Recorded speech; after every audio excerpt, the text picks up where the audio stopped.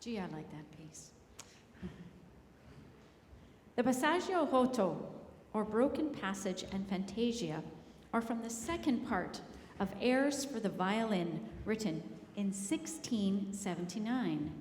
Matteis wrote 4 books of airs, some for solo violin and some with basso continuo. That means with harpsichord and a cello. Nicola Matteis was a very interesting person. He was born in Naples, Italy, around 1650, and had his musical training there. He came from a poor family. It is noted that in order to get to London, where he spent the rest of his life, he walked all the way through Germany with his violin tucked under his coat. When Matteis arrived in London, he didn't know anyone, he didn't know where to go, he didn't know what to do with himself. Luckily, a merchant happened upon him, and when hearing him play, he sponsored him and taught him the ways of the court. When Matteis finally played at court, they fell under his wonderful musical charms. Matteis was a genius. He was a virtuoso on the violin and on the guitar. He composed, he taught voice, he wrote books. He even had his own music printed, which was very, very rare in those days. He also expanded the English taste for the violin.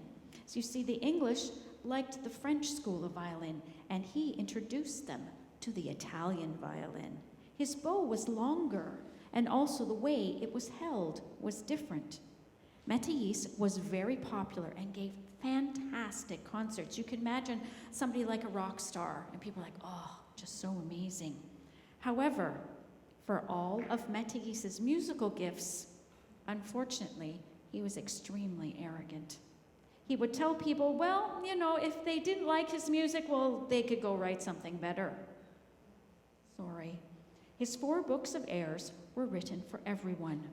He wrote of them, and I quote, "I have exposed these airs to the light, and when I shall have either served or pleased the better sort of men, I have my end, and for ye rest, the care is taken." Now before Judy will play this beautiful piece, I'd just like if she could come out for 1 minute. Judy? Here she comes. Because if you notice for tonight's concerts, the piece played in the first half, as well as the Matteis we'll hear from now, is played on the Baroque violin. The Baroque violin is a precursor, somebody that came before the modern violin, which you do see in orchestras today.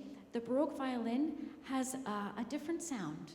It has a more intimate, more of a quieter sound to it.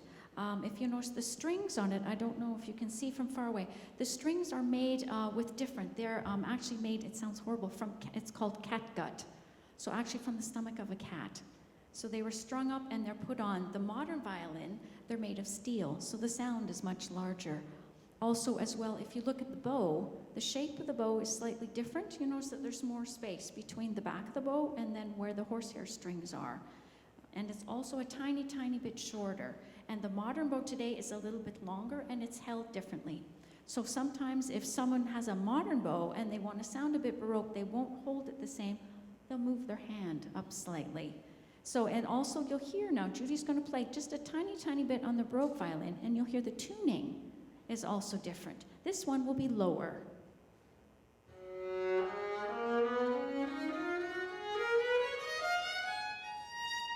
Now, if she'd be so kind and go over to her magical box and pick up the modern violin and play just the same thing. You'll hear the pitch is close, but not exactly the same.